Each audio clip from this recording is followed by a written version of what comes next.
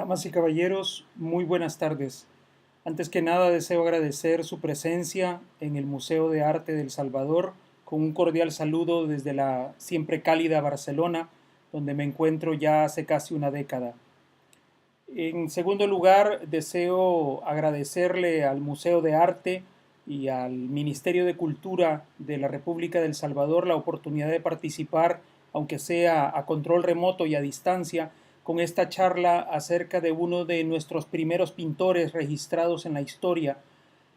Y en tercer lugar, deseo también agradecer expresamente a diversas personas que a lo largo de este tiempo han servido de soporte para mis investigaciones y sobre todo para el mantenimiento de mi salud, que ha andado bastante deteriorada en los últimos 3 años. Muchísimas gracias a cada uno de ustedes y sobre todo gracias por aceptar mi invitación a estar en esta charla virtual. En 1997, el entonces presidente del Consejo Nacional para la Cultura y el Arte con Cultura, el pintor Roberto Galicia, me llamó a su oficina y me explicó que de común acuerdo con uno de los museos más importantes de La Habana, se iba a llevar a la ciudad de San Salvador una muestra de la obra de Francisco Cisneros. Para mí fue una gran emoción. Cisneros era realmente uno de los personajes en aquel entonces que me interesaban muchísimo y me sigue interesando. Es uno de los principales pioneros de las artes salvadoreñas y por tanto en aquel momento fue muy especial el relato que me hacía Roberto Galicia en cuanto a cómo se iba a abordar la obra de Cisneros para llevarla a la Sala Nacional de Exposiciones en el Parque Cuscatlán, la que hoy se llama Salarrué, muy dignamente. El único problema que yo le vi en aquel momento era que no había un catálogo y lo que el catálogo se había planeado era simplemente una recopilación de material de Cisneros, pero desde la perspectiva de los cubanos. Es decir, desde que Cisneros era el director de la Academia de Bellas Artes de San Alejandro en La Habana. Es decir, era un enfoque profundamente cubano, profundamente habanero de Cisneros. No había una parte salvadoreña en aquel momento. Con toda la velocidad del caso, yo le propuse a Roberto Galicia que me permitiera incorporar algunos documentos que ya tenía recopilados en aquellos entonces acerca de el origen salvadoreño de Francisco Cisneros. Así fue, se hizo un pequeño catálogo con una portada a colores y algunas reproducciones en blanco y negro de la obra de nuestro pintor, con los documentos que obviamente aportaron los cubanos y también los que yo tuve oportunidad de introducir en aquel pequeño catálogo. Eso fue hace 21 años. En la actualidad, verdaderamente es un privilegio que el Museo de Arte del Salvador y el Ministerio de Cultura, de común acuerdo con las autoridades cubanas, vuelvan a tener una muestra de Cisneros en el territorio nacional. Cisneros es nuestro gran desconocido, desgraciadamente, hay que decirlo así. No hemos abordado a cabalidad el origen biográfico, el origen político de Cisneros en El Salvador. Desconocemos mucho de la presencia de él en Europa. Tampoco hemos analizado de alguna manera las relaciones que tuvo en París con diversos personajes de su tiempo. Por tanto, esta charla es una invitación, es realmente una senda, un camino, espero, para que nos tomemos a Cisneros desde otra perspectiva y hagamos algún tipo de investigación a profundidad dentro de esa mirada académica que tampoco puede ignorar el origen político, el origen biográfico de una persona tan fundamental para las artes salvadoreñas como lo fue el pintor Cisneros. Juan Francisco Wenceslao Cisneros Guerrero nació en la ciudad de San Salvador el 4 de octubre de 1823 en el hogar de Juan Nepomuceno Cisneros y de su esposa Dominga Guerrero. No es cualquier cosa ese año de 1823. Para empezar, es el año en el cual la provincia y la ciudad de San Salvador habían finalmente logrado expulsar a las tropas invasoras del Imperio Mexicano del Septentrión. Se había logrado finalmente derrotar políticamente, aunque tal vez desde el punto de vista militar no había sido así, pero desde el punto de vista político se había logrado derrotar los intereses del emperador y brigadier mexicano. En este sentido, obviamente, la provincia de San Salvador había dado un enorme paso hacia la constitución en ese mismo año de 1823 de las Provincias Unidas del Centro de América, es decir, de la Federación Centroamericana. La primera república federal asomaba las narices a la política regional del entonces llamado Reino de Guatemala. Durante 3 siglos y poco más habíamos pertenecido a la corona española desde la llegada de los primeros europeos y españoles hasta ese año de 1821-1823, en el cual habíamos pasado por 3 actas de independencia hasta finalmente lograr la creación de esa primera República Federal y los primeros pasos para la fundación del Estado Nacional de El Salvador, que posteriormente, varias décadas más tarde, se convertirá en una república. En ese marco es donde nace Juan Francisco Wenceslao Cisneros Guerrero, el pintor Cisneros. En aquella época, la educación le pertenecía por completo al Estado, a través del gobierno central, a través del gobierno federal o a través de las municipalidades. La Municipalidad de San Salvador contrató en 1833 a un educador brasileño, Antonio José Cuello, y lo llevó a San Salvador procedente de Guatemala para que abriera 2 escuelas, una detrás de la otra, Aurora del Salvador y La Primavera.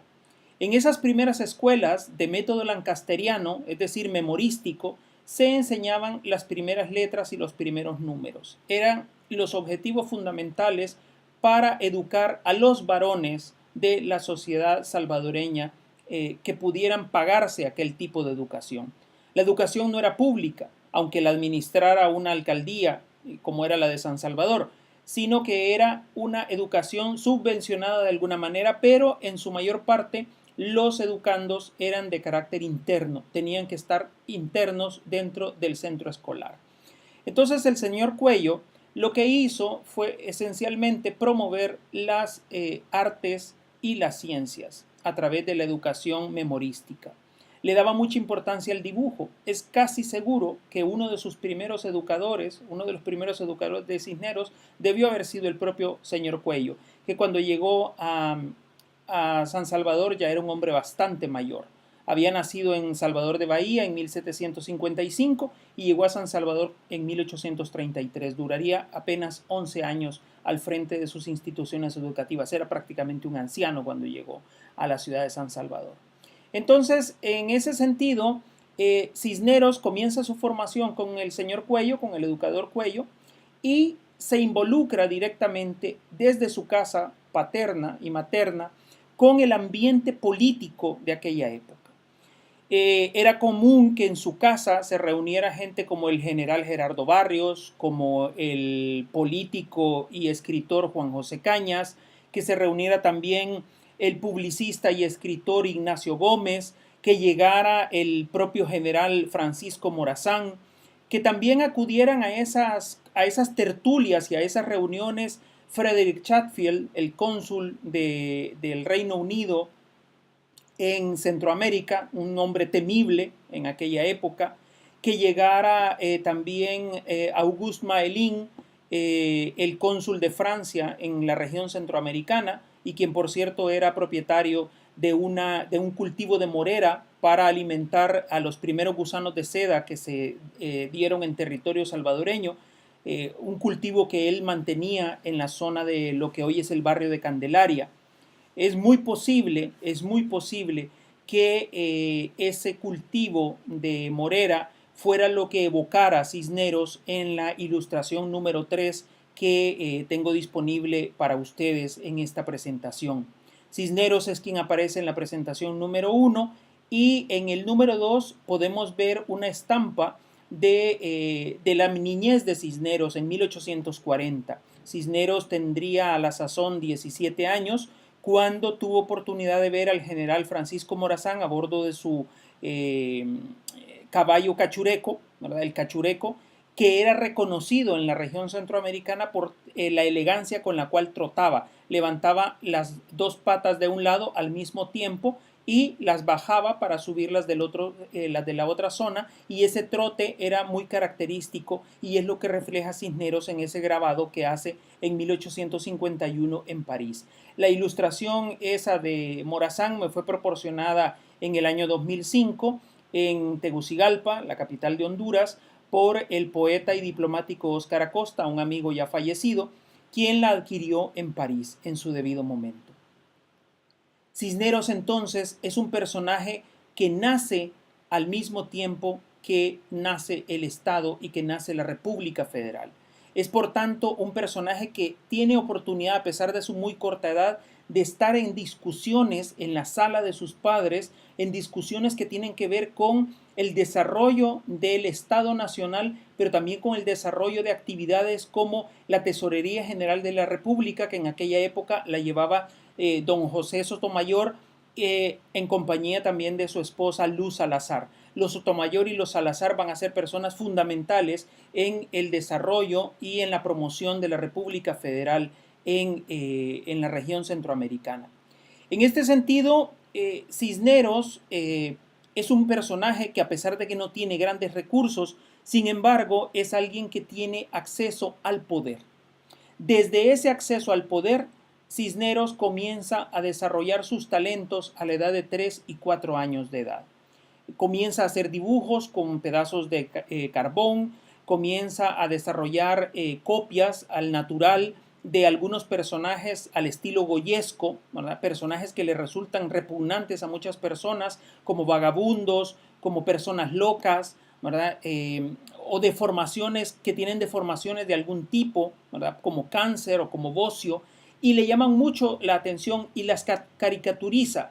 Cisneros se dedica a retratar en aquel momento a diversos personajes. En 1835, por ejemplo, Cisneros acude a las reuniones de la Asamblea Legislativa, que entonces se reunían en lo que hoy es el Mercado Excuartel, y desarrolla los retratos de cada uno de los diputados, y al final de una de esas sesiones se atreve a regalarle esos retratos a cada uno de los representantes en sus curules, y ellos le hacen un homenaje a aquel niño de apenas 12 años. Es decir, Cisneros es un personaje que está involucrado en el Estado, en la democracia, en la República, aunque él todavía no tenga conocimiento pleno de aquellos términos y de aquellas implicaciones y significaciones. En lo personal, yo creo que Cisneros debió haber tenido mucho contacto con estos personajes y estas actividades que se daban en la casa de sus padres. Creo que poco a poco, recordemos que las edades no son iguales en el siglo XIX con respecto al siglo XXI, ¿verdad? Los jóvenes se maduraban muy rápidamente y por tanto ya a los 15, 16 años ya tenían su propio hogar y tenían pues su propia familia. Por tanto, también tenían responsabilidades ciudadanas mucho más rápido, podían ser soldados, podían ser representantes, podían tener sus propias fortunas, administrarlas. Entonces ya a los 14, 15 años, Cisneros ya es un personaje bastante maduro. Para empezar, tiene su pequeño estudio en la calle de la Aurora, donde exhibe algunos de sus cuadros, le sirve para eso. En la ventana de su estudio suele presentar algunos de los cuadros, algunos de los dibujos, algunas de las caricaturas que está realizando en aquel momento, y hay muchas personas que acuden a ver la obra del pintor en ese pequeño estudio que tenía abierto. Además, es sabido que viajaba por el interior de la República por el interior del Estado, no era República todavía El Salvador, por el interior del Estado para dibujar al natural algunos paisajes. Es memorable, por ejemplo, un cuadro de él bastante triste, pintado bajo la lluvia, al cual tituló Rosas del Jiboa. Lo pintó en las faldas del volcán Chinchontepec en un día de invierno, y en el cual el pintor transmitió, como buen romántico que era en aquella época, su propia tristeza interior. Sus padres se dieron cuenta de que él tenía un talento muy grande, ¿verdad? Obviamente después de ver todas las obras de arte que desarrollaba, pero que necesitaba un estímulo todavía más allá. Entonces, en detrimento de sus 9 hermanas, era el conjunto familiar, los padres deciden entregarle 600 pesos de aquella época, lo cual no era poco dinero, era bastante, para que nos hagamos una idea, 3,000 pesos del siglo XIX en la actualidad serían aproximadamente 1.200.000 dólares, ¿verdad? 600 pesos le entregan sus padres al cónsul de Francia, al señor Maelin, para que conduzca a Cisneros desde San Salvador, lo lleve a Estados Unidos y finalmente lo deposite en alguna academia de Bellas Artes de París. Cisneros entonces abandona el territorio nacional el 1 de julio de 1842, hace un periplo por diversas ciudades de Estados Unidos, una etapa de su vida que no está bien documentada ni investigada, y finalmente llega a París el 14 de septiembre de ese mismo año de 1842. Desgraciadamente se cuenta con muy pocos datos acerca de dónde se inscribe Cisneros en ese año de 1842-43 para iniciar sus estudios. Es muy probable que haya tomado como mentor, como educador, a un joven entonces pintor parisiense que es Jean-François Guillot, nacido en 1806 y que ya era reconocido por su talento para replicar, duplicar y copiar imágenes de la mitología grecorromana, pero también para diseñar escenas históricas de Europa. En este sentido, Cisneros entra bajo la tutela de un pintor realista, pero con tendencia hacia la mitología y hacia la historia.